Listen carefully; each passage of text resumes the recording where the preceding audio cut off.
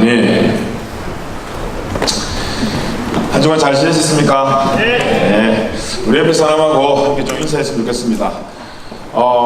많은 청년들이 요즘 제일 듣고 싶은 말 1위가 여러분 뭔지 아십니까? 한국의 대학생들이 제일 듣고 싶은 말 1위가 괜찮다예요. 괜찮다. 뭐 그렇게 안 괜찮게 사는지 몰라. 다 괜찮은데.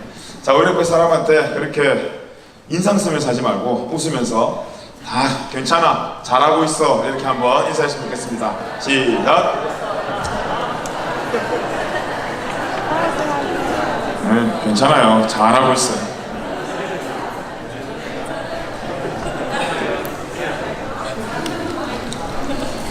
오늘 우리를 향한 예수님의 기도, 우리가 오늘 이 말씀 전체가 우리를 향한 예수님의 이 기도의 내용이었습니다.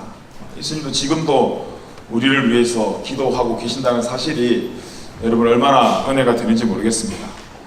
우리가 말씀 전에 이렇게 위로를 하고 이렇게 격려하는 이유가 있죠. 그냥 이 위로와 격려로 끝나려고 하는 것이 아니라 이 위로와 격려를 통해서 우리가 그 다음 나가야 될 자리가 있습니다. 우리 애들 데리고 병원 가기가 여러분 쉽지가 않아요. 감기가 걸리고 몸이 아파서 병원에 가서 주사 한 대 맞추려고 하고 뭐 안에 이제 검사 좀 하려고 병원 데리고 가는 게 쉽지가 않습니다. 그래서 이제 부모인 제가 쓰는 방법이 좋아하는 뭔가를 하나 사는 거예요. 과자를 사든 사탕을 사든 아니면 조그마한 장난감을 하나 사든 사서 이제 그걸로 유인을 하는 거예요. 인준아 이거 봐, 맛있는 거 있어 하면 뭣도 모르고 따라와요. 막 따라오고 차에 타고 막 맛있어 쭉쭉 빨다가 내리면 앞에 흰 가운을 입은 저승사자가 다 이렇게 기다리고 있는, 걔를 그 자리까지 오게 하기 위해서 사탕 주는 거예요. 격려하는 거예요. 너 잘생겼다 이야기 해주고요. 옷이 이쁘다 이야기 해주는 거예요. 뭐든 칭찬해 주는 거예요. 그래야 그 자리로 나오기 때문이에요. 사탕으로만 그치면 안 되죠. 칭찬과 격려로만 그치면 안 되죠. 그걸 통해 가지고 얘가 진짜 받아야 돼, 이제 진료를 받아야 되죠. 치료를 받아야 되죠. 여러분 동일하게 교회 안에서도 위로하는 이유가 있습니다.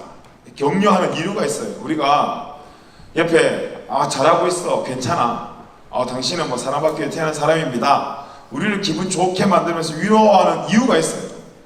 그 위로에만 끝나는 것이 아니라 이제 그걸 가지고 정말 회복의 자리로 들어와야 돼요. 사탕이 우리 민준이를 회복시키지를 못하더라고요. 결국은 그 사탕으로 유인해서 병원 들어와서 의사 선생님이 검사도 하고 아까만 주사도 한 대 맞고 그 과정을 거쳐야지만이 회복이라는 게 되더라고요. 여러분 우리가 오늘 이 자리에 왔습니다. 이 자리에 와서 여기만 앉아야 된다고 회복이 되는 것이 아니라, 또 우리가 그냥 격려 받았다고 하면 회복이 끝나는 것이 아니라 이 격려를 통해서 이제 말씀이라는 자리에 들어가야 돼요. 이 말씀 자리에 들어가면 저도 찔리고 여러분도 찔리고 아픕니다. 제가 얼마나 많이 또 찔리겠어요. 나도 이렇게 다 살지 못하는데 오늘도 이 말씀을 전해야 된 저도 찔림이 있고, 또 여러분들도 그렇게 살지 못했는데 또 이 말 들으면 그렇게 살지 못한 내가 보여지면서 찔림이 있고, 그런데 괜찮아요. 여러분 아픈 부위를 만졌는데 하고 느끼시는 거는 살아있다라는 거예요. 그런데 아픈 부위를 만졌는데도 아프지가 않는 사람이 하나가 있어요. 시체는 만져도 아프지가 않아요. 오늘 말씀을 들으면서 우리 마음속에 찔림이 있거나 그래도 내가 아직 살아있구나 감사하면서 오늘 이 회복의 과정, 이 말씀 가운데 회복할 수 있는 이 치료의 과정들을 믿음으로 잘 견뎌 오늘 주시는 회복을 받고 돌아가는 저와 여러분이 되길 간절히 축복합니다. 제가 이 많은 이 청년들을 만나고 또 한국에 있을 때도 제가 특별히 소년원 사역을 하면서 많은 문제 애들을 만나보면 말로 뭔가를 다 할 수 있을 것 같아요. 그런 애들 좀 안아주고 같이 울어주고 밥 사주면 변화될 것 같은 그런 마음이 있어요. 근데 사역을 하다 보면 그게 아니라는 걸 알게 돼요. 밥 사주고 격려해주고 위로는 오래가질 않습니다. 마치 이 마취제와 같아서 마취제 잠깐 놓으면 그때는 아프지 않지만 시간 지나면 마취 풀리면 또 고통은 있거든요. 이 근본적인 그 고통을 주는 것을 제거하지 않는 이상 아무리 마취제를 맞아봐도 이 고통은 계속 있다는 거예요. 여러분들이 오늘 실현을 당했어요. 이 실현당한 아픔이 있는데 제가 가서 막 괜찮다고, 너는 더 앞으로 더 이쁜 여자 만날 거야, 너는 더 앞으로 더 멋진 오빠 만날 거야, 막 격려를 축복을 해줘요. 그때는 뭐 괜찮은 것 같아요. 집에 가면 진짜 괜찮아요? 안 괜찮잖아요. 또 어려움이 나와요. 여러분, 위로가 그런 거예요. 위로는 그 위로를 가지고 이제 본질로 들어가기 위한 약이에요. 근데 위로에만 머물기 시작하면, 여러분, 마취제만 계속 맞기 시작하면 이제 그 마취제의 약의 강도가 올라가야 돼요. 계속. 웬만한 마취제로는 이제 위로가 되지 않는다는 거예요. 그래서 우리 공동체가 그냥 사람이 주는 위로에서만 끝나는 것이 아니라 이 위로를 함께 김받아서, 너도 말씀이 필요한 사람이었구나, 나도 말씀이 필요한 사람이구나, 함께 우리의 동력함, 함께 우리가 말씀의 회복의 자리로 들어가서 이 치료받는 것을, 이 말씀 가운데 우리가 치료를 받는 것을 두려워하는 것이 아니라 기대하는 마음으로 함께 나갔으면 좋겠습니다. 우리가 많은 기도를 합니다. 그죠? 이번 한 주간도 여러분이 많이 기도를 하셨겠죠? 여러 가지 기도의 제목을 가지고 분명히 기도를 하셨으리라 믿습니다. 기도를 할 때 여러분 그냥 기도하지 않습니다. 우리 모두가 기도할 때 뭐가 있냐면 기도의 제목들이 있습니다. 이렇게 됐으면 좋겠습니다. 또 이렇게 하겠습니다. 또 이런 걸 하기 싫습니다. 저마다 이 소망이 있는 그리고 기도 제목을 가지고 하나님 앞에 기도를 드립니다. 그리고 우리가 그렇게 기도의 제목을 가지고 기도하는 사람들이 가지고 있는 공통적인 기대가 뭐냐면 응답이에요. 응답을 기대하지 않고 누가 기도를 하겠어요? 우리가 뭔가 주제를 가지고 기도의 제목을 가지고 기도하는 그 자체가 내가 기도하는 그 제목에 관한 응답에 대한 기대가 우리 가운데 있다는 것입니다. 자, 그런데 그 응답을 기대하는 마음으로 기도할 때 우리가 그 기도를 누구의 이름으로 하냐면 예수님의 이름으로 기도합니다. 아멘 하면서 예수님의 이름으로 우리가 기도를 한다는 것입니다. 그런데 우리가 예수님의 이름으로 기도하는데 우리가 기도하는 그 예수님도 동일하게 기도를 한다는 거예요. 누군가 여러분들을 위해서 기도해 준다는 사실이 여러분 얼마나 큰 위로가 됩니까? 누가 힘든데 와서 내가 너를 위해서 기도하고 있어, 내가 너를 기도해 줄게, 이 말이 굉장히 우리한테 위로가 됩니다. 어떤 한 사람이 나를 위해서 기도해 주는 것도 우리가 위로가 된다면 여러분 예수님께서 지금 우리에게 기도를 해 주신다라는 것은 이 굉장한 우리에게 은혜고 우리에게 위로라는 거죠. 예수님의 이름으로 우리는 항상 기도하는데 그 이름의 주제인 예수님이 기도하는 거니까 그 예수님의 기도의 응답은 이미 따놓은 거겠죠. 오늘 그 기도의 제목들을 우리가 확인해 보면서 예수님이 원하시는 제자의 삶, 이 성도의 삶, 또 예수님께서 다음 주에는 원하시는 이 교회의 본질에 대해서 함께 말씀 가운데 우리가 살펴보고 바른 삶을 결단하고 순종하는 은혜가 저와 여러분이 있길 축복합니다.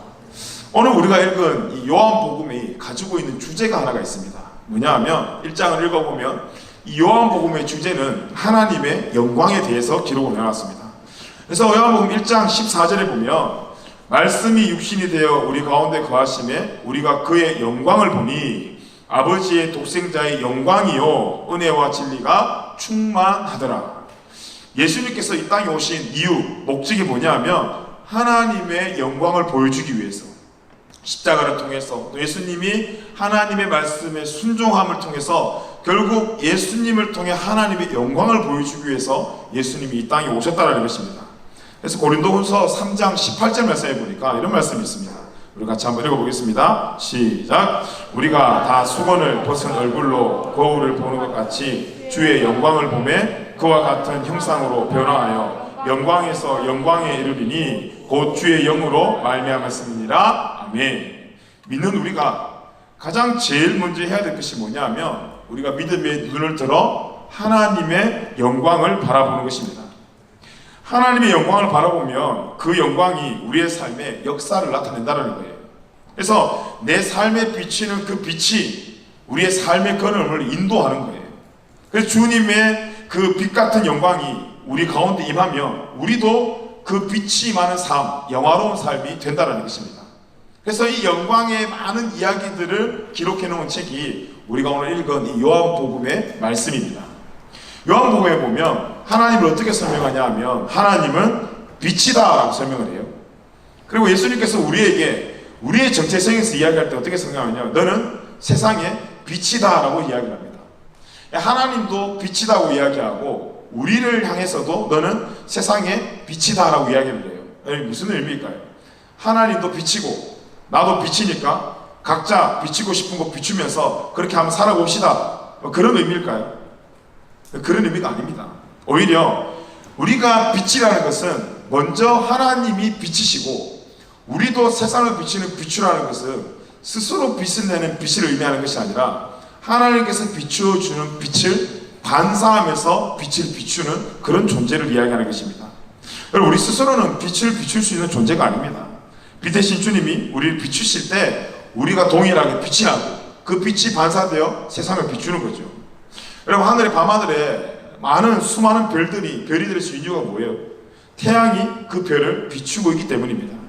그래서 이 빛이라는 말을 대신해서 어떤 말로 대체할 수 있냐면 오늘 요한복음에 나오는 영광이라는 말로 대체할 수 있습니다. 그래서 하나님의 영광이, 예수 그리스도의 영광이 곧 우리의 영광이 된다는 거예요. 그렇기 때문에 우리는 먼저 하나님의 영광의 빛을 받아야 되는 존재예요. 그 영광을 알아가야 된다는 것입니다. 그리고 하나님의 영광을 받은 사람, 그 빛을 비춰진 사람은 그 빛이 나를 통해 그 다음 하나님 원하시는 곳으로 반사되어 나가야 된다는 거예요. 그리고 하나님의 들은 모든 나를 통해 그 빛을 만나는, 하나님을 만나는 사람이 하나님 앞에 돌아오는 그런 전도, 은혜의 역사가 나타나야 된다는 것입니다. 그리고 예수님의 공생의 사역을 한번 쭉 보면 예수님 남긴 게 별로 없어요. 예수님이 유적을 남긴 것도 아니고, 예수님께서 재산을 남긴 것도 아니고, 예수님이 건물을 남긴 것도 아니고, 예수님 남긴 게 없습니다. 예수님께서 남긴 게 있다면 뭘 남겼냐면 예수님의 제자들을 남겼어요. 좋은 교회와 화려한 건물을 남긴 게 아니라 예수님의 제자를 남겼다고요. 초대교회의 역사를 한번 보면 이 사도 바울이 사역한 전장에도 사도 바울이 남긴 다른 유적지가 없습니다. 예를 좀 디테일 설명해서 남긴 게 있는 걸 한번 찾아본다면 그냥 사도 바울이 갇혔던 무덤, 감옥들, 그런 것들 자기가 남기고자 해서 남긴 거 말고 그냥 흔적들이 남았지 사도 바울이 사역하면서 스스로 남긴 게 없다라는 것입니다. 근데 바울이 남긴 게 하나가 있어요. 우리가 이 신약 성경을 한번 이렇게 보면 이 로마서라는 챕터가 나오는데요. 이 로마서는 우리 성도들이 읽어야 될 꼭 필요한 교리들이 기록되어 있는 말씀입니다. 그리고 특별히 이제 12장에서 15장까지 보면 삶으로 드려지는 예배, 몸으로 드려지는 예배가 무엇이에 대해서 이제 예배에 대해서 성도의 마지막 결말 부분을 기록해 놓은 책이 로마서입니다. 자, 그리고 그렇게 삶의 예배를 드려라 15장까지 이야기하고 난 뒤에 로마서에 뭐가 남냐 하면 이제 마지막 장, 이 16장이 남아요. 그리고 16장을 집에 가서 한번 읽어보시면 16장에는 별다른 이야기가 없습니다. 16장에는 많은 사람들의 이름이 등장을 합니다. 바울이 사역하면서 만났던 사람, 바울을 도와줬던 사람, 동력했던 그런 사람들이 이 로마서 16장에 등장을 한다는 거죠. 이 바울이 왜 결론을 15장에 다 내어놓고는 16장에다가 그렇게 많은 사람들을 이름을 적어 놓았을까요? 자기가 결국은 그런 많은 이야기를 했고 하나님을 위해 삶을 살아가서 결국 자기가 남긴 것이 뭐냐면 사람이라는 거예요. 바울은 건물을 남긴 것이 아니라 자신의 이름을 명성을 남긴 것이 아니라 프로그램을 남긴 것이 아니라 평생을 거쳐 남긴 것은 복음과 몸으로 삶으로 드려지는 예배와 함께 예배하는 동력자, 사람을 남겼다는 거예요. 그러고 보면 예수님의 3년 사역도 어디에 집중하셨냐면 결국 사람에게 집중했습니다. 그런데 그 집중한 사람들이 엘리트한테만 집중하고 성공한 사람에만 집중한 것이 아니었어요. 도망친 사람, 배반한 사람, 의심 많은 사람, 이 모든 것을 포함한 모든 사람들을 예수님께서 품으셨다는 것입니다. 그 아무것도 아닌 사람들을 제자로 삼아서 예수님 큰 열매를 맺지 않으셨습니까? 그 열매가 뭐예요? 이제 사복음서 뒤에 나오는 이 사도행전이에요. 그래서 사도행전은 사도들의 행전이지만 사도들의 행함이지만 결국은 예수님의 열매를 소개한 책이 이 사도행전이라는 거죠. 오늘 요한복음 17장은 예수님께서 이제 십자가를 지시기 하루 전날 밤에 드렸던 이 대제사장의 기도 파트입니다. 예수님의 기도의 3분의 2가 누구를 위한 기도냐면 이 제자들을 위한 기도였어요. 저와 여러분들을 위한 기도였습니다. 사람을 위한 기도였습니다. 교회의 건물을 위해서 구하지 않았고 행정과 조직을 위해서가 아니라 오직 사람을 놓고 하나님께 제자를 놓고 성도를 놓고 구했던 기도였다는 거죠. 그래서 우리 교회가 참된 예수님의 정신을 이어받은 교회가 되려면 예수님의 기도의 제목과 마찬가지로 우리가 사람을 위해서 기도하고 제자들을 세워나가기 위한 운동을 해야 된다는 것입니다. 오늘 예수님께서 크게 세 가지 기도로 우리에게 제목을 하시며 기도를 하셨는데, 이 첫 번째 기도가 요한복음 17장 11절 말씀입니다. 우리 같이 한번 읽어보겠습니다. 시작. 나는 세상에 더 있지 아니하오나 그들은 세상에 있사옵고 나는 아버지께로 가옵나니 거룩하신 아버지여 내게 주신 아버지의 이름으로 그들을 보존하사 우리와 같이 그들도 하나 되게 하옵소서. 첫 번째 보니까 하나님께서, 예수님께서 우리를 향한 기도의 제목이 아버지의 이름으로 그들을 보존하소서, 우리를 보존하기 위한 기도를 하셨습니다. 앞으로 제자들이 살아가는 삶이 만만치가 않을 텐데, 이 제자들이 사도행전에서 이제 복음을 들고 살아가는 그 삶이 쉽지 않을 텐데, 그 모든 상황 속에 하나님이 이들의 이름으로 지켜달라는 거예요. 그러면서 요한복음 17장 12절 말씀에 보니까 이렇게 기록되어 있네요. 오늘 같이 읽어보겠습니다. 시작. 내가 그들과 함께 있을 때에 내게 주신 아버지의 이름으로 그들을 보존하고 지키었나이다. 그 중에 하나도 멸망하지 않고 다만 멸망의 자식뿐이오니 이는 성경을 응하게 함이니이다. 아멘. 우리가 물건을 사면 요즘이야 시대가 너무 좋아져서 핸드폰을 사거나 뭐 기계들을 사면 우리 스스로 우리 사진을 찍고 우리 가족 사진을 찍어서 내 거 있음을 표시할 수 있지만, 여기 당시에는 자기 물건을 사면 뭘 했냐 하면 자기 이름을 썼어요. 제가 학창시절 때만 해도 우리가 뭐 이렇게 문구점에 가서 우리 학용품을 사거나 우리 물건들을 사면 항상 거기에다 이름을 썼습니다. 이름을 쓴 이유가 뭡니까? 이 소유의 대상인 주인이 누구라는 거예요? 나라는 거예요. 우리가 같이 쓰는 곳에 이름 쓰는 사람은 없습니다. 같이 쓰는 곳에는 모두가 같이 써서 이름을 잘 안 쓰지만 각 개인의 물건에는 여러분 꼭 이름이 들어가요. 그 이름을 쓴 이유가 뭐냐면 요건 내 거다 이 말이에요. 요건 내 거고 잃어버려도 내가 어떻게 해요? 찾겠다라는 고백이 그 안에 있는 거예요. 이름 안 적으면 여러분 안 찾아지고 못 찾잖아요. 근데 우리가 좋은 물건을 사서 이름을 적는다는 것은 요건 내 겁니다 라는 고백과 동시에 요걸 잃어버렸을 때는 요게 내 거니까 나한테 돌려주십시오, 혹은 내가 그 이름을 보고 찾겠습니다 라는 고백이 그 안에 있다는 것입니다. 이 소유를 이야기하는 거예요. 자, 예수님께서 지금 기도하는 의미가 그런 기도입니다. 사랑하는 제자들에게 하나님 아버지의 이름을 적어달라는 거예요. 우리 이 땅을 살아가는 하나님의 사람들의 삶에, 그들의 삶에 하나님의 이름을 좀 적어달라는 거예요. 그래서 우리 모두의 삶의 소유가 다른 데의 소유가 아니라 하나님의 아버지의 소유로 만들어 주시고, 또 그래서 그 주인이 원하는 삶을 살게 하시고 하나님이 책임져 달라는 거예요. 잃어버리더라도 하나님이 찾게끔, 하나님 찾아주세요, 하나님 이들을 좀 책임져 주세요 라는 고백을 담아 하나님 이름을 적어주세요 했어요. 이 보호의 기도가 첫 번째 기도였습니다. 근데 여러분, 여기서 보호라는 의미는 마귀의 공격도 하나님 막아주시고, 또 될 수 있으면 여러 가지 시험도 좀 피해달라는, 나는 가만히 있을 테니까 하나님 좀 다 처리해 주세요라는 어떤 수동적인 의미가 아닙니다. 우리는 그것을 보호라고 생각하며 움직이지 않고 그 자리에 가만히 있다고 오해하지만, 여기서 보존하다라는 원뜻을 보면 굳게 붙잡히다라는 뜻이 있어요. 내가 넘어지려고 해도 잡히고, 내가 넘어지려고 해도 다시 잡히고, 잡힌다는 거예요. 자, 그럼 이게 넘어진다는 말이 무슨 말입니까? 지금 뭔가 이 사람을 누가 넘어뜨리게 한다는 거예요.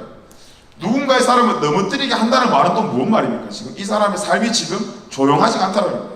뭔가 공격이 있다는 겁니다. 뭔가 방해가 있고 뭔가 전쟁이 있다는 거예요. 그런데 이 전쟁에 이 사람 스스로 싸우는 이 삶의 싸움이 지금 만만치가 않다는 거예요.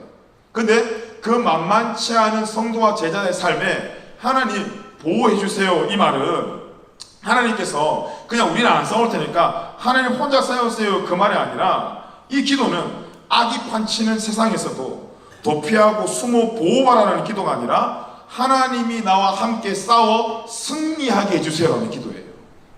아이러니하게도 이 보호는 하나님 나 가만히 있겠습니다가 아니라 하나님 쓰러져도 저를 세워주세요, 포기하지 않게 해주세요. 그래서 예수님께서 뭐라고 말씀하셨습니까? 그러나 끝까지 견디는 자는 구원을 받는다고요. 하나님, 내가 이 싸움에 포기하지 않도록 저를 좀 보호해주세요, 저를 굳게 잡아주세요, 제가 쓰러지지 않게, 하나님 제가 넘어지지 않게 굳게 잡아주세요 라는 기도였습니다. 예수님께서 우리의 삶이 만만치 않다는 것을 알고 계신다는 거예요. 여러분, 우리가 앞에 인사했던 것처럼 너 괜찮아, 잘하고 있어, 이 말이 뭐예요? 그 말이 아니라 누군가가 지금 내 상황을 알아줬으면 좋겠다라는 거잖아요. 예수님께서도 지금 우리가 예수 믿고 살아가는 게 얼마나 힘들고 삶의 예배를 드리고 우리가 거기서 발버둥 치는 것이 얼마나 힘들다는 것을 예수님이 알고 있다는 거예요. 여러분, 아버지가 옆에 있는 내 친구들이, 옆에 있는 나의 동역자들이 내 상황을 알아주는 것만큼, 여러분, 그것만큼 위로되는 게 없습니다. 아무 말 던지는 것보다 그 상황을 알아주는 것, 그래서 적절한 말을 해주는 것. 제가 소년원을 이렇게 사역해보면 걔들이 제일 듣기 싫어하는 말이 하나가 있어요. 무슨 말인 줄 알아요? 괜찮다예요. 그들도 안 괜찮은 줄 알아요. 그래도 오는 사람들마다 지 간증 만들어내려고 마음의 동소리 하는 거예요. 얘 사람은 들어보지도 않고 괜찮다 그러는 거예요. 할 수 있다 그러는 거예요. 쥐는 할 수 없고 괜찮지 않은 걸 분명히 다 알고 있는데 걔들한테 필요한 말이 뭐예요 지금? 너 안 괜찮다예요. 너 지금 이렇게 살면 안 된다는 거예요. 그리고 바른 방향의 목적의 길을 보여주는 게 걔들한테 필요한 말이에요. 근데 우리는 뭐라고 해요? 그거 다 생략하고 괜찮다고만 이야기해요. 근데 그거 누구를 위한 말일까요? 진짜 그 아이를 위한 말일까요? 아니면 나를 위한 말일까요? 나를 위한 말이에요. 나를 위한 말. 여러분, 정말 여러분이 위로받고 싶을 때 그냥 괜찮다 이 말이 좋아요? 아니면 여러분의 상황을 가장 잘 알고 있는 그 사람에서 공감해 주는 게 위로가 돼요? 아무 말 안 해도 공감해 주는 사람이 위로가 돼요. 자, 예수님께서 오늘 첫 번째 기도의 제목을 던지실 때 이 공감이에요. 내가 너를 보호해 주겠다. 하나님 보호해 주세요. 왜요? 힘들다는 걸 안다는 거예요. 예수님도 공생의 기간 동안 사역을 해보니까 이게 만만치가 않다는 거예요. 그래서 내가 승천을 했지만 성령님이 있어야 되고 하나님 인도하심이 있어야 된다는 거예요. 그래서 우리가 지혜로운 신앙생활은 나 혼자 악으로 깡으로 버티는 거 아닙니다. 오늘 이 기도에 우리가 반응하는 거예요. 하나님, 제가 쓰러질 것 같습니다. 주님, 저를 보존해 주십시오. 하나님, 저를 지켜주십시오. 저를 좀 세워주십시오. 그렇게 말하는 것이 결코 이상하고 연약하고 부끄러운 게 아니라는 거예요. 우리가 그렇게 고백하는 것이 오늘 예수 그리스도의 기도의 응답이에요. 여러분, 우리가 한 주간의 삶을 살아갈 때 여러분 힘들더라도 힘들 때 내가 힘들다고 말하는 걸 부끄럽게 생각하지 말고 힘들 때 그리스도를 찾는 것, 힘들 때 하나님을 찾는 것이 하나님의 응답이에요. 예수 그리스도의 기도에 응답되는 삶이에요. 저와 여러분이 그리스도를 찾는 것을 부끄러워하지 말고 매 순간순간 하나님을 찾고 그리스도를 찾는 예수님의 기도에 응답하는 그런 기도의 제목들이 저와 여러분 생기기를 간절히 축복합니다. 두 번째 예수님의 기도가 뭔가 하면 17장, 요한복음 17장 11절 그 뒤에 보면 아버지의 이름으로 그들을 보존하게 하사 우리와 같이 그들도 하나 되게 하옵소서. 이 두 번째 기도의 제목이 하나 되게 하옵소서라는 기도의 제목이었습니다. 요한복음 14장 20절에 보면 어떤 하나에 대해서 이야기가 나옵니다. 우리가 같이 한번 읽어보겠습니다. 시작. 그날에는 내가 아버지 안에 너희가 내 안에 내가 너희 안에 있는 것을 너희가 알리라. 아멘. 지금 하나됨의 표본을 오늘 20절에 이렇게 기록해 놓았습니다. 하나님과 예수님이 하나로 연합하신 것처럼 우리와 하나님과의 통일된 연합을 이야기하는 것입니다. 여기에 하나 된다라는 이 원어적 의미가 뭐냐면 단위의 연합을 이야기하는 것이 아닙니다. 이 교회와 이 교회가 하나 되자, 뭐 교파가 다른데 뭐 순복음과 장로교와 감리교가 하나 되자, 뭐 그런 단위적인 하나를 이야기하는 것이 아니라 통일성이 강조되는 그런 하나를 이야기하는 것입니다. 그렇기 때문에 이 하나됨은 여러분 우리의 성격과 성격의 하나됨이 아니에요. 내가 이런 타입이니까 우리 모두가 이런 타입으로 살아갑시다. 내 취미가 이거니까 우리 모두 취미를 한번 하나로 만들어 봅시다. 내 성격이 이런 성격이니까 우리 이 공동체의 성격을 하나로 한번 통일시켜 봅시다. 그런 하나를 이야기하는 것이 아닙니다. 우리 여기 앉아있는 수많은 예배자들이 무엇으로 하나 될 수 있을까요? 정말 취미로 하나 될 수 있을까요? 식성으로 하나 될 수 있을까요? 그럼 뭐 성별로도 하나 될 수 없고요. 그럼 뭘로 하나 될 수 있을까요? 뭐 언어로도 하나 될 수 있겠네요. 한국말로는. 하지만 여기 또 영어가 잘하는 사람이 있을 수 있으니까. 여러분, 우리가 이 공동체 안에서 서로가 하나 될 수 있는 것은 단 하나밖에 없습니다. 뭘까요, 여러분? 말씀이에요. 저와 여러분이 갈등 없이 하나 될 수 있는 방법, 옆에 있는 형제 자매들이 갈등 없이 하나 될 수 있는 방법, 연합할 수 있는 방법은 오직 말씀으로만 하나 된다는 것입니다. 아멘? 말씀이 변하지 않기 때문입니다. 얼마나 어려우면, 그렇게 말씀 가운데 하나 되는 것이 얼마나 어려우면 예수님의 기도의 제목이 그게 들어와 있겠어요. 왜 우리가 말씀을 봐야 될까요? 말씀을 봐야지만이 우리를 향한 영원하신 하나님의 뜻을 알 수 있기 때문입니다. 요한일서 2장 17절 말씀해 보면요, 이런 말씀이 있습니다. 우리가 같이 읽어보겠습니다. 시작. 이 세상도 그 정욕도 지나가되 오직 하나님의 뜻을 행하는 자는 영원히 거하느니라. 아멘. 여기 보니까 이 세상의 정욕도 모든 것도 지나가는데 오직 하나님의 뜻을 행하는 자가 영원히 거한다라는 거예요. 자, 여기서 하나님의 뜻을 행하는 게 뭘까요? 뭐 진짜 착하게 사는 거, 뭐 예배 잘 드리는 거, 뭐 기도 많이 하는 거 뭘까요? 여러 가지 우리가 설명할 수 있겠지만 그건 너무 추상적인 설명이고, 우리가 성경이 질문을 던졌으니까 성경으로 한번 우리가 답을 한번 보겠습니다. 요한복음 6장 40절입니다. 우리가 참 읽어보겠습니다. 시작. 내 아버지의 뜻은 아들을 보고 믿는 자마다 영생을 얻는 이것이니 마지막 날에 내가 이를 다시 살리리라 하시니라. 아멘. 여기 보니까 내 아버지의 뜻이 뭐라고 기록되어 있냐면, 그 뜻은 아들을 보고 믿는 자마다 뭘 얻는다고요? 영생을 얻는 이것이니. 영생을 얻는 것이 아버지의 뜻이래요. 하나님의 뜻이래요. 그러면 영생을 얻는 것이 뭘까요? 그 영원한 생명, 우리가 알고 있는 그 단어지만 정말 말씀 가운데 영생을 얻는 건 뭘까요? 요한복음 17장 3절에 보면 그 답이 나와 있습니다. 같이 한번 읽어보겠습니다. 시작. 영생은 곧 유일하신 참 하나님과 그가 보내신 자 예수 그리스도를 아는 것이니이다. 아멘. 영생은 말씀을 보니까 다른 것이 아니라 예수 그리스도를 아는 것이 영생이래요. 자, 우리가 말씀을 봐야 되는 이유가 뭐냐면 하나님의 뜻을 알아야 되는데 그 뜻은 영생을 아는 것이고 영생에 거하는 것이고, 그 영생이라는 것은 결국 예수 그리스도를 알아나가는 거라고요. 여러분, 사단이 교회를 약화시키는 방법 중에 하나가 뭐냐면 이 교회를 분열하게 만드는 거예요. 하나 되지 못하게 만드는 거예요. 하나 되지 못하게 만드는 방법이 딱 하나가 있어요. 말씀을 보지 않게 만드는 거예요. 사사시대처럼 자기의 소견대로 살게 하는 거예요. 자기의 전공한 대로, 자기 전문 지식 가지고 있는 대로 이 교회 안에서 토론하게 만드는 거예요. 이 교회 안에서 그 진리를 함께 계속 나누게 하는 거예요. 결국은 그 안에서는 편이 갈라질 수밖에 없다는 거예요. 결국은 한 마음이 아니라 마음을 계속 나누는 거예요. 예수 그리스도라는 이름, 하나님의 이름으로 한 몸 되게 만드는 것이 아니라 계속 몸을 분리시키는 거예요. 그래서 그리스도를 알게 하지 못하게 하고 우리끼리만 알게 하는 거예요. 공동체 안에서 우리가 알아야 돼요. 형제 자매가 누구인지, 이 형제는 어떤 사람인지, 이 자매는 어떤 사람인지 알아야 돼요. 근데 더 중요한 건 있어요. 앞에 주 안에서가 붙어야 돼요. 우리가 빌립보서 함께 나누었던 것처럼 기쁨도 소망도 주 안에서의 기쁨과 소망이 나와야 되는 것처럼 우리의 만남의 관계도 주 안에서의 관계와 만남이 있어야 돼요. 만약에 주 안에서의 만남과 관계가 없이 그리스도를 빼고 이 공동체 안에서 우리끼리만 알고 지내게 되면, 거기에만 우리가 목줄을 놓게 되면 결국 그리스도가 빠진 관계가 어떻게 된다고요? 깨어진다고요. 그래서 고린도전서 13장에 보면 아무리 네가 천사의 말을 해도 사랑이 없으면 시끄러워진대요. 근데 그 사랑이 예수 그리스도를 이야기하는 거거든요.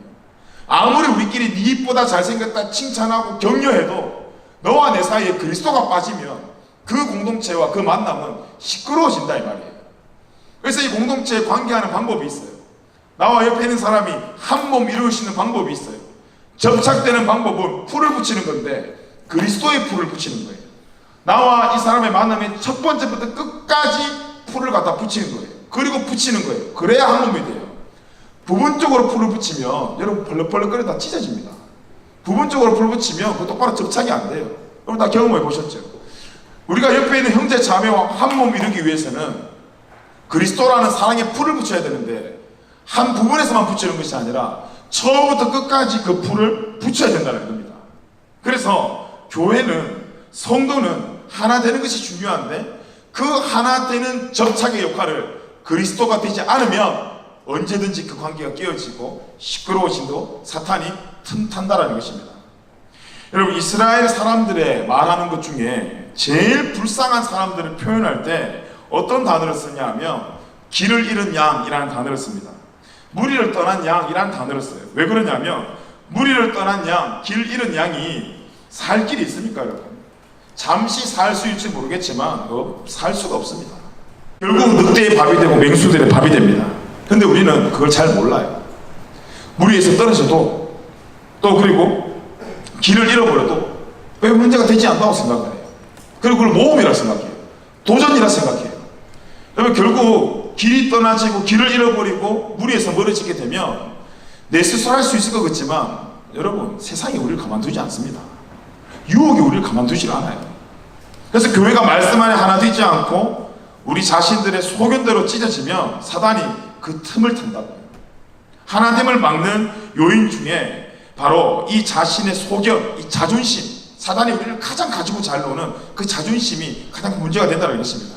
그래서 이 자존심이 하나 되는 길과 순종하는 길을 방해해요. 왜냐? 내가 굴러가겠다고 생각했기 때문이에요. 그리고 불순종하는 것을 자신감이라고 생각해요. 용기라고 생각을 해요. 마치 우리가 학창시절에 부모님들에게, 선생님들에게 반항했던 모습이 멋있게 보였던 것처럼 하지 말라고 말할 때 그때 나는 해야지 막 선생님도 말 안 듣고 엄마 말 안 듣고 가출하는 것이 너무 멋있다고 생각했던 것처럼 우리가 불순종하는 것을 자신감이라고 생각하고 용기라고 생각한다는 거예요. 근데 어때요 여러분? 그 방황의 시절 다 지나 지금 생각해보면 그때 잘했다 싶어요 지금. 아 그때 내가 좀 더 반항했어야 됐는데 좀 더 내가 이탈을 했어야 되는데 그렇게 생각이 듭니까? 다 후회가 되지 않습니까? 여러분 저도 자존심이 있고 여러분도 자존심이 있고 자존심 없는 사람은 없습니다. 그런데 이 자존심이 그리스도 앞에 깨어지지 않으면 진정한 하나님이 완성되지 않는다는 거예요. 여러분 계란, 감자, 고구마 같이 어기면 뭐가 됩니까? 안 먹어봤어? 샐러드. 거기다가 이제 설탕 딱 치면 살찌는 샐러드가 되잖아요. 여러분 이 샐러드가 맛있어지려면 어떻게 해야 되는 줄 알아요? 최대한 죽이 돼야 돼요. 그래서 입에 들어갔을 때 이게 샤베트처럼 샤샤샤샤 먹는 그 느낌이 나와야 그 샐러드가 진짜 맛있는 샐러드예요. 근데 입에 들어갔는데 계란은 계란대로 씹히고 감자는 감자대로 씹히고 고구마는 고구마대로 씹히면 그건 이제 샐러드가 아닌 거예요 여러분. 감자와 고구마와 계란이 하나 될 수 있는 방법이 뭘까요? 한 그릇에 담아놓고 기도하면 됩니까? 자, 이 세 가지가 하나 되게 해주시옵소서. 기도하면 돼요. 어떻게 하면 하나 됩니까? 의기해야 돼요. 형체가 사라질 때까지. 고구마가 사라져야 돼요. 감자가 사라져야 돼요. 계란이 사라져야 돼요. 모두가 어겨져야 돼요. 어겨지고 어겨지면서 그들이 섞여가며 이 세 개가 합체되어 뭐가 돼요? 샐러드가 된다고. 얼마나 맛있습니까? 얼마나 맛있어요. 자, 저와 여러분 또 여기 있는 많은 공동체에 있는 형제 자매들이 각기 다른 모습인데 이 각기 다른 형제들이 하나 될 수 있는 방법이 뭘까요? 그냥 우리끼리 하나 되게 하여 주시옵소서 기도하면 하나 될까요? 아니에요. 의기해져야 돼요. 우리가 우리의 자존심을 내려놓고 우리가 우리의 욕심을 내려놓고 동일한 은혜가 필요한 사람으로서의 우리의 정체성을 함께 선포하며 같이 의기해져야 돼요. 의기해져야 하나가 된다는 거예요. 감자가 나는 덜 의기해질래. 그래도 감자가 들어갔다는 걸 알아야지. 난 안 해. 고구마가 나도 그러면 안 해. 사람들이 씹어봤을 때 고구마 있었네 알려려. 나도 덜 의기해질 거야. 계란도 그래버리면 그건 더 이상 샐러드가 될 수 없어요. 공동체 안에서도요. 내가 이거 했어. 나 이런 사람이야. 라고 말하려는 아쉬움이 남는 순간 우리가 의기해지지 않는다는 거예요. 이 공동체 안에서 나를 설명하는 것이 아니라 이 공동체 안에서 우리를 통해 그리스도가 설명되어지려면 그 세 가지 재료가 모여 맛있는 샐러드가 만들어지는 것처럼 우리 모두가 모여 그리스도가 전해지려면 그리스도의 맛을 내려면 우리가 어겨지는 그런 은혜가 있어야 한다는 것입니다. 내가 손해보지 않고 내가 자존심 내려놓지 않으면 여러분 진정을 하나 될 수 없습니다. 우리 공동체에 이런 거룩한 으깨짐이 있기를 간절히 소망합니다. 그래서 다른 것이 섞였지만 누구 하나 드러나지 않고 하나 되어 만나는 그런 은혜의 공동체가 여러분 되면 얼마나 좋을까요? 옆에 있는 사람을 다가갈 때도 우리 참 여기가 희한하게 다들 모르는데 어떻게 그렇게 잘 모르는지 몰라요. 다들 모르기 때문에 참 인사하기도 괜찮은 것 같은데 참 여기 앉아 있으면 요 앞에 하나 둘 셋 넷 다섯 줄까지는 뭔가 좀 분위기가 있어요. 얘들은 서로 아는 애들인 것 같아요. 그 뒤에는 이제 뭐 다 모르는 사람들만 같이 앉았는지 얼마나 이게 뭔가 좀 떠 있는 것 같은데 여러분 우리 전체가 하나입니다. 여기 앞에 있는 사람들부터 시작해서 저 뒤에 앉아있는 분까지 우리 모두가 예수님의 피값으로 그리스도의 사랑으로 묶여져 있는 하나된 사람이에요. 서로 인사할 수 있어요. 뭐 앞에 있고 친한 사람을 인사하는 것이 아니라 인사해도 돼요. 주보보고 주중에 저한테 이렇게 연락 오는 사람들이 많습니다. 근데 연락 오는 사람들이 항상 하는 이야기가 있어요. 연락해도 되는지 모르겠습니다. 아니 연락해도 되는지 모르겠습니다. 그럼 주보에 뭐하다 내놨어요 그거를. 연락하라고 내놨는데. 그래 만나면 또 그렇게 이야기해요. 아니 바쁘신데 불러서 죄송하대. 아 죄송 부르지는 말지. 다 불러놓고 왜 바쁘다 그래. 그리고 나한테 뭐 밥이라도 먹고 커피라도 먹으면 아 제가 샀어야 되는데 지가 사시 그러면 다 계산하고 난 뒤에 저 그만하고. 근데 여러분 저 괜찮아요. 제가 겉은 이렇게 보이지만 여러분 저 사람 절대 치지 않습니다. 굉장히 저는 우리 여기 함께 예배하는 우리 예배자들 어쨌든 한 사람이라도 더 만나서 커피라도 한 사주고 싶고 같이 교제하고 싶어요. 아무리 무서운 맹수도요 자기 새끼는 절대 묻지 않습니다. 저도 아무리 성격이 그래도 내 새끼는 절대 안 물어요. 이 시대에서 혹시 저랑 불미스러운 일로 마주치더라도 교회 다닌다 그러면 안 물어요. 그냥 가요 그냥. 그리고 여러분 저는 그런 소원도 있어요. 여러분이 정말 어려울 때 밥 한 끼 먹을 돈이 없어 정말 어려울 때 어떡하지 고민할 때 첫 번째로 전사님한테 전해서 밥 사달라고 해야지. 요 마음 좀 들었으면 좋겠어요. 잘 사줘요 제가. 그리고 저 이상한 거 절대 안 사줘요. 왜냐하면 네가 싼 거 먹으면 나도 싼 거 먹어야 되잖아요. 저한테 이 한 끼는 내 평생 다시 돌아오지 않는 한 끼이기 때문에 최선을 다하거든요. 이 정도로 이 공동체가 하나 될 수 있는 공동체예요. 교회 오래 왔다고 해서 뭐 얘는 칭찬받고 얘는 인정받고 오늘 교회 온 지 얼마 안 됐다고 해서 얘는 어색해야 돼. 그게 아니다 이 말이에요. 우리 전체가 좀 하나 되는 공동체 되었으면 좋겠어요. 그래서 예배 마치면 요 뒤에 있는 사람들은 막 일어나서 막 나가기 바쁜데 여러분 좀 조모임도 좀 하고 좀 안으로 들어와 봐요. 좀 친하게 지냅시다. 좀 친하게 지내면 얼마나 좋아요. 같이 인사도 좀 하고. 그래서 여러분 제가 설교 5분 일찍 마칠 테니까 광고할 때 좀 나가지 마요. 앞에서 이야기하는 사람이 나가잖아요. 자기 때문에 나가는 줄 알고 저한테 막 하기 싫다 그래요. 그럼 또 제가 해야 돼요. 저도 하기 싫어요. 그래서 제가 5분 일찍 마셔줄 테니까 좀 앉읍시다. 앉아서 좀 들어봐요. 혹시 알아요? 나가기 전에 선물 있습니다. 받아가서 이 말 할 줄 알아요. 그래서 끝까지 예배라고 생각하고 여러분 여기 손님으로 있지 말고 여러분 삶에 어떤 일이 일어날지 모릅니다. 제가 여기 있어 보면 불미스러운 사고로 조활동 안 하는 애가 불미스러운 사고로 병원에 실려가고 그 병원에 실려간 애가 여기서 어때 출처를 말할 데가 없으니까 저 교회 다녀요. 어디 다녀요? 부르지만 하나님교회 다녀요. 그래서 저한테 연락 와서 제가 병문안 가고 가서 일 처리해주고 그런 경우가 여러분 허다해요. 우리 인생에 어떻게 무슨 일이 일어날지 모릅니다. 여러분 혼자 될 수 있는 일보다 함께 연약하며 받을 수 있는 은혜가 더 많아요. 무서워하지 말고 쫄지 말고 혹시 뭐 저 때문에 무서워서 이 공동체 안에 못 들어오시면 제가 정말 착한 사람이에요. 들어오세요. 들어오셔서 같이 조모임도 하고 공동체의 기쁨을 어떤 한 부분만 나누는 것이 아니라 우리 전체가 공동체의 기쁨을 나누는 우리 시티 공동체 되기를 간절히 축복합니다. 자 마지막으로 하나님께서 예수님께서 우리를 위해 기도한 제목이 있습니다. 뭐냐 하면 17장 13절 말씀입니다. 우리가 한번 읽어보겠습니다. 시작. 지금 내가 아버지께로 가오니 내가 세상에서 이 말을 하옵는 것은 그들로 내 기쁨을 그들 안에 충만하게 가지게 하려 함이니이다. 마지막 예수님의 이 기도의 제목이 뭐였냐면 기쁨의 충만을 위한 기도의 제목이었습니다. 여러분 기쁨을 다른 말로 하면 행복이라는 말을 쓸 수 있어요. 예수님께서 우리를 향한 기도가 뭐였냐면 우리가 행복해지는 거예요. 저와 여러분의 기도의 제목 아닙니까? 뭐 이렇게 해주세요 저렇게 해주셔야지만 그걸 통틀어서 이야기하면 하나님 나도 행복하고 싶어요. 근데 예수님께서 그걸 아셨나봐. 우리를 위해서 행복을 위해서 기도해 주셨어요. 어떤 사람은 환경이 변하면 행복해질 수 있다고 생각을 해요. 상황이 변하면 행복해질 수 있다고 생각을 해요. 많은 물질이 생기면 행복해질 수 있다고 생각을 합니다. 하지만 우리 자체가 영적 존재이기 때문에 그런 것들을 가지고 모든 것이 채워지지 않습니다. 더 갈증이 나고 더 욕심이 납니다. 아무리 좋은 집을 사고 좋은 차를 사도 그 기쁨이 여러분 오래가지가 않아요. 여러분들도 휴대폰을 처음으로 사면 얼마나 기뻐요. 하루 이틀은 그것만 쳐다보잖아요. 근데 2주 3주가 지났는데도 그것만 쳐다보고 있어요. 그렇지 않아요.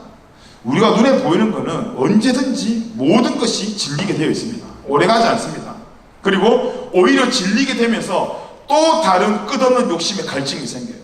처음에 핸드폰 샀을 때 너무 감사했는데 3주 지나서 옆에 친구가 더 좋은 거 사면 나는 왜 이거 쓰는 놈밖에 안 되나라는 그런 또 마음속에 시험과 어려움이 생기다라는 것입니다. 어떤 이 잡지에 보니까 실린 글을 보니까 600억짜리 보트를 산 사람이 있었어요.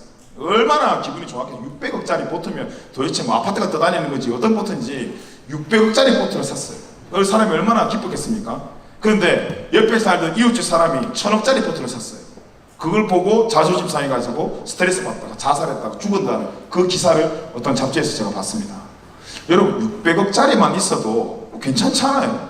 아니 우리한테는 지금 6,000불짜리 차도 없는데 아니 600억짜리 배가 있다는데 뭐가 그렇게 배가 아픈지 1000억짜리 배 사는 사람 앞에 스트레스 받다가 자살했다는 거예요.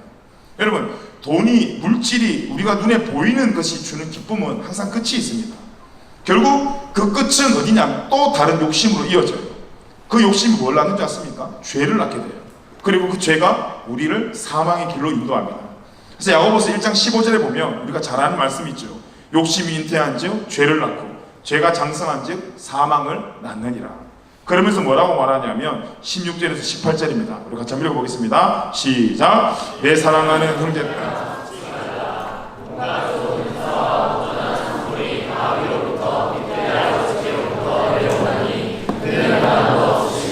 배전하는 그림자도 없으시니라.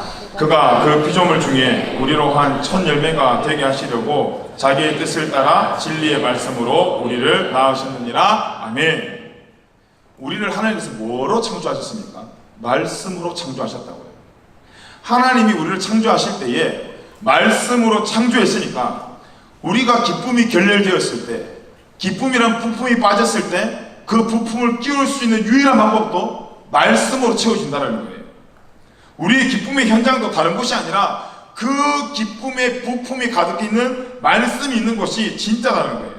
그래서 본문에서 말하는 이 기쁨은 우리가 만들어낸 기쁨을 이야기하는 것이 아니라 예수님이 우리에게 주신 기쁨을 이야기하는 것입니다. 의로운 기쁨이고 진리와 함께하는 기쁨, 말씀을 보는 기쁨, 말씀을 전하는 기쁨을 이야기하는 거예요.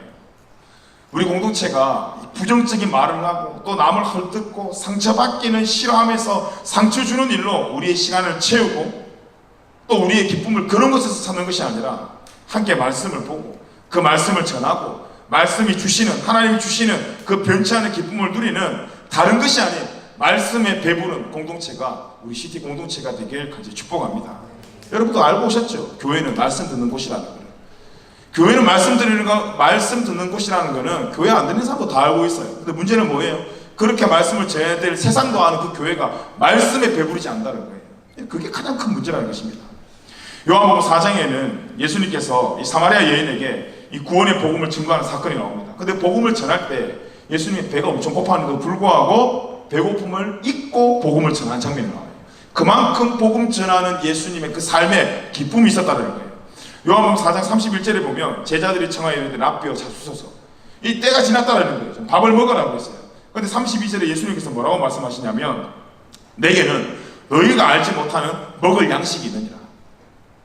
그러니까 제자들이 누가 먹을 걸 예수님한테 갖다 줬나 싶어가지고 서로에게 막 궁성궁성거리고 있을 때 예수님께서 이렇게 말씀하셨습니다. 요한복음 4장 33, 34절입니다. 우리 같이 읽어보겠습니다. 시작. 제자들이 서로 말하되 누가 잡수실 것을 갖다 드렸는가 하니 예수께서 이르시되 나의 양식은 나를 보내신 이의 뜻을 행하며 그의 일을 온전히 이루는 이것이니라. 아멘.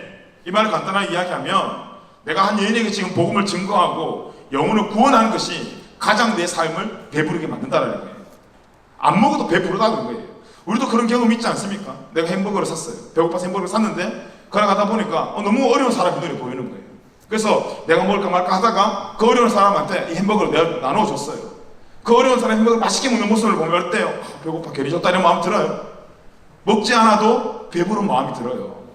봉사활동하면 그런 마음 많이 들어요. 선교 가면 그런 마음 많이 들습니다. 이것이 그리스도인의 기쁨이라는 거예요. 그 기쁨의 현장에 함께 동참하라는 거예요. 우리가 못하는 일에, 내가 안 하는 일에 시기하고 질투하고 엉뚱한 소리 하지 말고 함께 그 교회가 아름답게 말씀 가운데 성장할 수 있도록 동참하라는 거예요. 손님은 컴플레인 하지만 주인은 컴플레인 하지 않습니다. 손님은 불만이 많지만 주인은 불만 없어요. 교회도 똑같습니다, 여러분. 교회에 자꾸 불만이 생기면 이 교회에 지금 내가 손님을 있는 거예요. 근데 이 교회의 주인이라 생각해 보세요. 어디 불만이 나오겠습니까? 혹시 불만이 있는 그 현장을 내가 가서 품어주고 내가 가서 해결하죠. 누가 거기에 컴플레인 하겠냐고요. 저와 여러분이 이 교회 앞에 컴플레인하는 손님이 아니라 이 교회를 사랑하고 품어주는 하나님의 아름다운 공동체가 우리 시티 공동체 되길 간절히 축복합니다. 여러분, 이 그리스도인의 기쁨은 우리의 잔을 비워서 남의 잔을 채우는 기쁨이에요. 생각해보면 좀 이해가 안 되는 것이, 내 잔을 비워서 이 사람 잔을 채워줬는데 어떻게 내가 기쁠 수 있을까 싶습니다. 그런데 오늘 예수님의 기도가 그거예요. 내가 가진 무언가를 줘서 남들에게 기쁨을 주는 인생, 그 인생을 말하는 것이 아니라 하나님께서 각자 우리의 삶 가운데 진리의 기쁨을 넘치게 채워줄 것이니 네 잔이 넘친다라는 거예요. 그 넘치는 기쁨, 그 넘치는 사랑을 내가 흘러보내야지 해서 흘러보내는 것이 아니라 자동으로 넘치는 잔에서 물들이, 그 넘치는 잔 안에 내용물들이 흘러내려온다는 것입니다. 그 흘러내려가는 것은 내 의지가 아니기 때문에 내 자랑이 될 수가 없어요. 내가 가지고 있던 것을 남들에게 부어주면 이건 자랑이 됩니다. 비교하게 됩니다. 질투하게 됩니다. 남들이 안아주지 않으면 섭섭하고 상처받습니다. 우리의 섬김이 그렇게 돼버리면. 그런데 주시는 기쁨을 내 의지와 상관없이 넘쳐가지고 우리에게 흘러내려오면 주님이 채워주시는 잔이 흘러넘치기 때문에 내가 줘야지 안 줘야지가 아니라 자연스럽게 우리 모두가 그 넘치는 그 잔을, 남의 잔을 채워주는 그런 은혜를 누릴 수 있다는 거예요. 그 기쁨을 공동체에 누려라는 것입니다. 여러분, 우리를 지켜주실 예수 그리스도, 이 기도 제목 안에 있을 때 우리가 가장 안전한 줄 믿습니다. 오늘 예수님께서 말씀하신 것처럼 하나님께서 우리를 보호하고 계시고, 하나님께서 우리에게 행복함을 주시기를 원하시고, 그리고 하나님께서 우리에게 하나 되기를 명령하셨는데 이것은 결국 이 안에 있으라는 거예요. 여러분, 어항 속에 있는 물고기가 너무 답답해서 나도 저 밖에 있는 사람들처럼 밖에 나오고 싶다 했다가 이 어항의 물고기가 밖으로 툭 튀어나왔어요. 나오자마자 어떻게 해요? 막 팔딱팔딱 거리죠. 좋아서 팔딱팔딱 거리는 거죠. 시간이 지나면 그게 죽음의 몸부림이에요. 아무리 자기가 어항 속에 있는 게 답답하더라도 물고기가 살려면 그 물 안에 있는 어항 속에 있어야 돼요. 여러분, 말씀 안에 있는 것이 쉽지가 않습니다. 어려워요. 말씀 안에 있는 게 답답합니다. 하지만 그리스도인은 말씀 안에 있을 때 가장 안전합니다. 저와 여러분은 그리스도 안에 있을 때 가장 안전합니다. 그래서 하나님께서 우리에게 주신 이 시편 23편의 말씀 보면 우리의 부족함과 기쁨이 다른 것이 아니라 여호와 안에, 하나님 안에 거했을 때 기쁨이 있다고 기록하고 있잖아요. 우리 마지막으로 시편 23편 우리 1절부터 6절 말씀 함께 좀 읽었으면 좋겠습니다. 같이 믿음을 읽겠습니다. 시작. 여호와는 나의 목자시니 내게 부족함이 없으리로다. 그가 나를 푸른 불밭에 누이시며 쉴만한 물가로 인도하시는도다. 내 영혼을 소생시키시고 자기 이름을 위하여 의의 길로 인도하시는도다. 내가 사망의 음침한 골짜기로 다닐지라도 해를 두려워하지 않을 것을 주께서 나와 함께 하심이라. 주의 지팡이와 막대기가 나를 안위하시나이다. 주께서 내 원수의 목전에서 내게 상을 차려주시고 기름에 내 머리에 부으셨으니 내 잔이 넘치나이다. 내 평생의 선하심과 인자하심이 반드시 나를 따르리니 내가 여호와의 집에 영원히 살리로다. 아멘. 내 평생의 선하심과 인자하심이 반드시 우리에게 따르는데, 그 따르는 선하심과 인자하심을 받는 방법이 내가 여호와의 집에 어떻게 해요? 영원히 살리로다. 오늘 저와 여러분의 삶이 주 안에서 기쁨을 누리고, 주 안에서 서로 사랑하고, 주 안에서 서로 교제하며 주 안에 있는 은혜를 한 분도 빠짐없이 함께 누리고, 주님께서 만들어주신 이 공동체 안에 한 사람의 손님 없이 우리 모두가 한 번 되어 하나님께 영광스러운 예배와 기쁨을 올려드리는 우리 시티 마하나임 청년부 공동체가 되길 간절히 축복합니다. 우리 시간 자리에서 일어나셔서 함께 우리 찬양하고 같이 기도하겠습니다. 우리 내 영혼 안전합니다. 우리 말씀을 생각하며 함께 우리 찬양하고 우리 기도하겠습니다.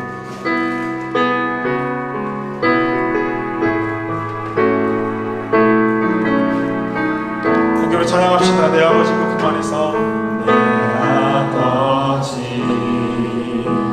그 품 안에서 내 영혼은 안전합니다.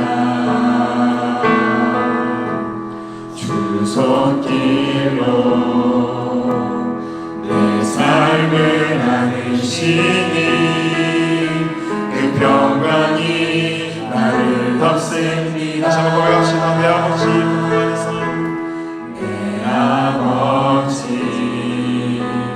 그 품 안에서 내 영혼을 안전합니다. 주 손길로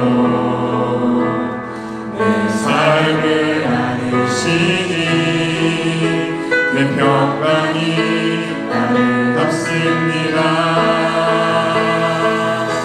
나 비록 넘어지면 흔들리지만 주 내 안에 거하며 나를 붙드시니 내 생각을 주께로 돌리고 주시는 평강의 옷을 입습니다.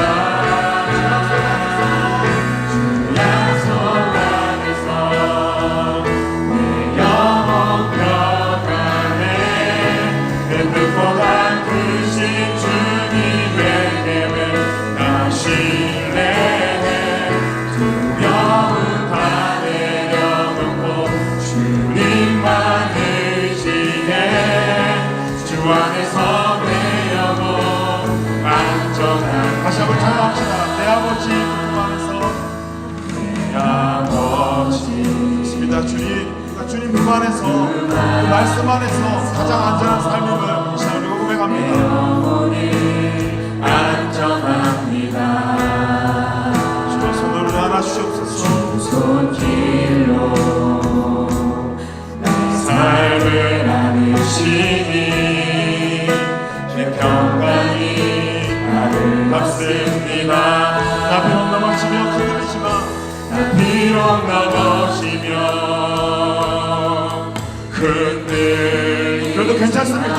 왜냐하면 주 내 안에 거하며 나를 붙드시니 우리의 생각을 내 생각을 주께로 돌리고 주시는 평강의 옷을 입습니다. 확신을 가지고 믿음으로 고백합시다. 주 약속 안에서 내 영혼 평안에 내 뜻보다 크신 주님의 계획 나 신뢰해 두려움 다 내려놓고 주님만 의지해 주 안에서 내 영혼 두 손을 가슴에 대고 다시 한번 우리 믿음으로 고백합시다.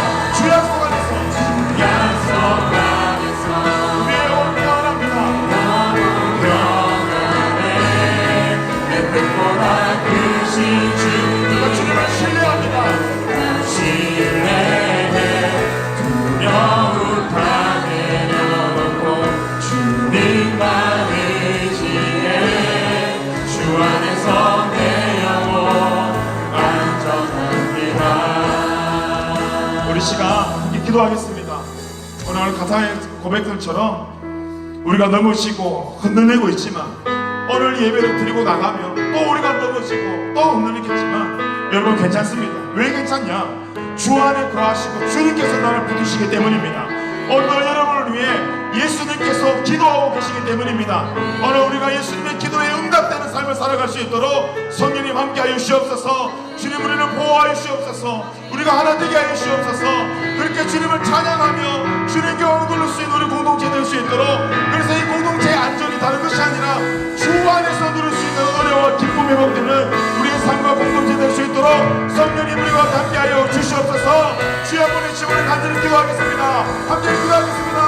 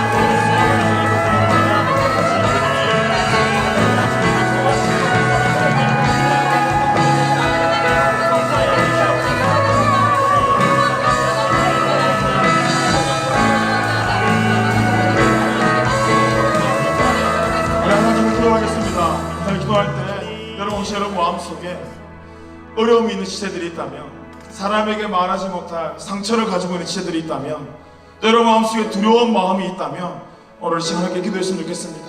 하나님, 이런 나임에도 불구하고 하나님께서 나를 사랑하고 계시고 지금도 내 이름을 불러가며 예수님께서 나를 위해 기도한다는 사실을 잊지 않고 살아가는 하나님 나의 삶이 되게 하여 주시옵소서. 포기하는 삶이 아니라 예수님의 기도와 함께 믿음으로 성장하는 삶 될 수 있도록 하나님 한 주간 우리 직장에서, 학교에서 주님 나를 지켜 주시옵소서. 주님 나와 함께 하여 주시옵소서. 그것을 믿게 하여 주시옵소서. 다시 한번 우리 주 한번 외치며 간절히 주의 도우심을 구하며 함께 기도하겠습니다. 함께 기도하겠습니다.